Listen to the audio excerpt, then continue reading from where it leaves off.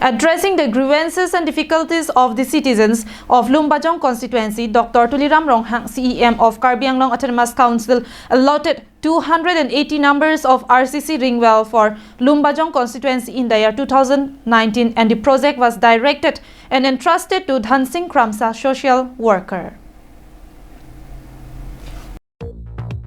Dhansing Kramsa carried out the work as per the direction of Dr. Tuliram Ronghang, CEM of Karbi Anglong Autonomous Council, in area like Mijung, Taradong, Arlong Parla, Lang Etso, Lang Kaijan, Kathe Bajong, Borlang Pher, Lang Soliet, Kang Ar Arong, Chekso Langso, Disama No. 2, and villages of Sarmen Hanse, Sartheinghi, Hidim Timung, Jor Timung, and Hemai Timung, and completed the construction of 180 RCC ring wells in the region.